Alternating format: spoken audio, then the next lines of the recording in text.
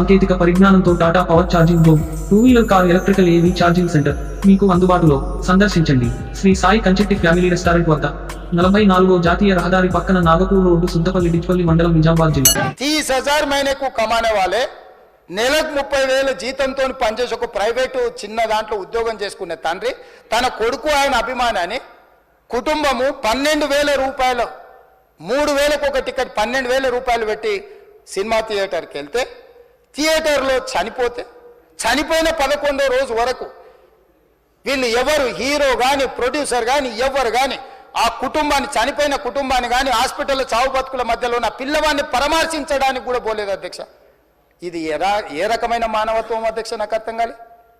ఇలాంటి మానవత్వం లేకుండా వ్యవహరించిన వాళ్ళను పోలీసులు విధి నిర్వహణలో భాగంగా పోలీస్ స్టేషన్కు తీసుకెళ్తే ఒక ఆయన ట్విట్టర్లో పెడతాడు అడ్డగోలుగా 10 ఏళ్ళు మంత్రి చేసి ఉద్యమాలు చేసినామని చెప్పుకునేటోళ్ళు, ఉద్యమాల సమయంలో సినిమా షూటింగ్లో జరగొద్దని దాడులు చేసిన వ్యక్తులు ఇవాళ అతను భగవత్ స్వరూపుడు, అసలు అతన్ని పోలీసులు ముట్టుకుంటారా?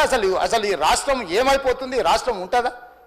ఈ రకంగా రాజకీయ పార్టీలు అధ్యక్ష, రాజకీయ పార్టీలు ప్రజాప్రతినిధులుగా చనిపోయిన ప్రాణాల విలువ లేకుండా చావుకు కారణమైన ప్రత్యక్షంగా పరోక్షంగా అయిన వాళ్ళని పోలీస్ స్టేషన్కు విచారించడానికి పిలిస్తే కూడా అది కూడా తప్పుపట్టి ప్రభుత్వాన్ని బద్నాం చేయాలి, ముఖ్యమంత్రిని తిట్టాలని ఎంత నీచమైన భాష వాడింది అధ్యక్ష. యూట్యూబ్లలో మీరు చూడండి.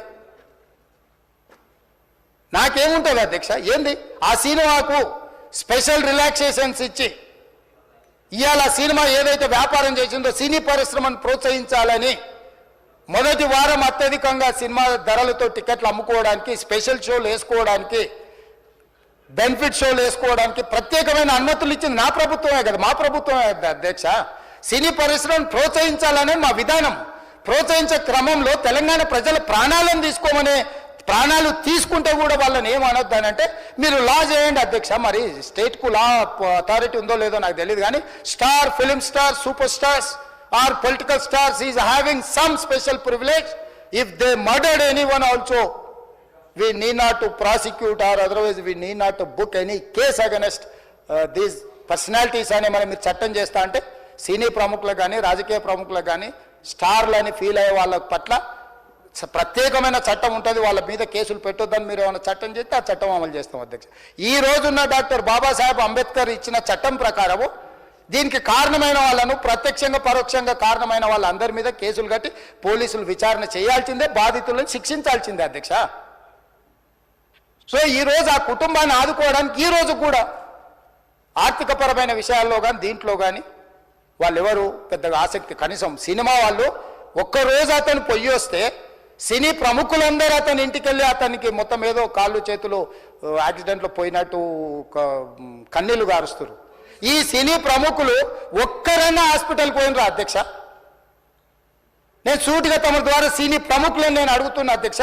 తల్లి చనిపోయి 9 సంవత్సరాల పిల్లగాడు బ్రెయిన్ డెడ్ అయ్యి ఆక్సిజన్ అందక 20 రోజుల నుంచి హాస్పిటల్లో కోమాలో ఉంటే ఈ సినీ ప్రముఖులు ఒక్క రోజు కోసం పోలీస్ స్టేషన్ పోయిన ఇంటికాడ క్యూ కట్టి ప్రభుత్వాన్ని తిడుతున్నారు, నన్ను తిడుతున్నారు, అతన్ని పరామర్శిస్తున్నారు. ఏమైంది అధ్యక్ష? అతను కాలు పోయిందా, కన్ను పోయిందా, చేయి పోయిందా, ఏమైనా కిడ్నీలు దెబ్బతిన్నా, ఏమైంది?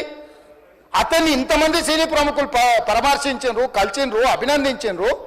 కానీ ఆ పిల్లగాన్ని కనీసమన్నా పరామర్శించడానికి సినీ ప్రముఖులు ముందుకు రాలేదంటే సినిమా ఇండస్ట్రీలో ఉన్న ప్రముఖులు ఏం ఆలోచన చేస్తుండ్రో, ఏం కోరుకుంటుండ్రో నాకైతే తెలియదు. 100% जो भी अकबरुद्दीन ओवैसी साहब ने जो मुद्दा उठाए वो मुद्दा के लिए मैं ये बात कह रहा हूँ, सचमुच बोल रहा हूँ, ये शर्म की बात है.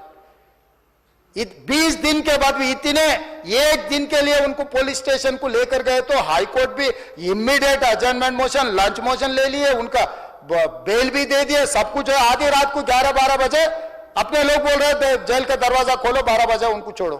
अरे भाई कहाँ है प्रोविजन? कहाँ से छोड़ू मैं? कोई मेरा घर का मामला नहीं है. मेरा घर का मामला है तो मेरा गेट निकाल के आने वाले जाने वाले को मैं बोल सकता हूँ. जेल का दरवाजा मेरा हाथ में नहीं है.